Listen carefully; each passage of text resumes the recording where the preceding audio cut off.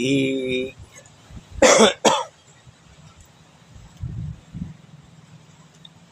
Magandang araw sa ating lahat. Gusto ko lang i-clarify kung bakit nag-decision ako na i-skip ang lalawigan natin dito sa Negros. At gusto ko na agad pumasok ng Cebu. Marami akong nakitang dahilan. Unang-una, hindi ko naman gusto to.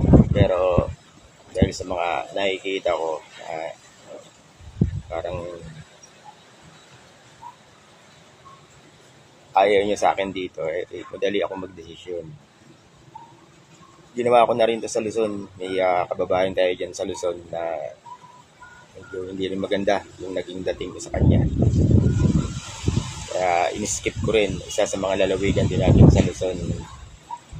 Unang-una, first time ko nakarinig na magpapatap ako sa mga LGUs natin na dadaanan ko rito. Kaya nung lumapag ako dito ng Sabado, November 1, pahinga ng Linggo, November 2, then November 3, Monday, yun nga, yung kahapon.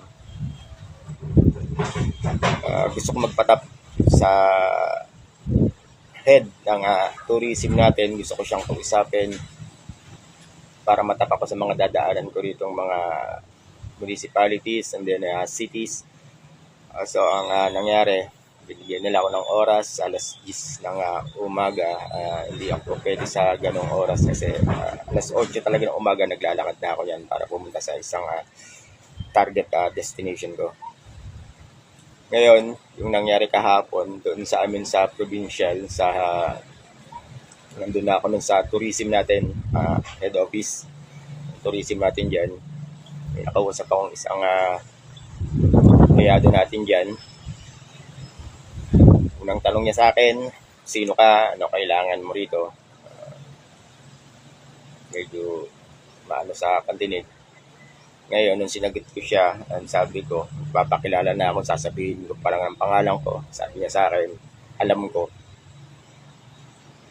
Kaya, imbis na mag-attend ako ng flag raising ceremony, nawala na ako ng gala. Lunes, ganun agad. Isa pa sa dahilan, si Daman Husaygal Dapinas, taga rito yun sa inyo si Gilbert Dizon, taga rito yun sa inyo. Nasa Luzon pa lang ako, nagsisimula pa lang ako ng paglalakbay ko hanggang makarating ako ng Batanes, makababa ako ng Batanes, makarating ako ng Bicol, Samar, Leyte, hanggang Mindanao, hanggang makarating ako ng Tawi-Tawi, hanggang makababa ako dito sa lugar nila. Hindi pa rin ako tinitigilan talaga niyan. Ewan kung ba't galit na galit sa akin. Wala naman akong ginagawang masama sa kanya. Kung ayaw niya sa akin dito, madali akong kausap. Sabi ko nga, madali akong kausap.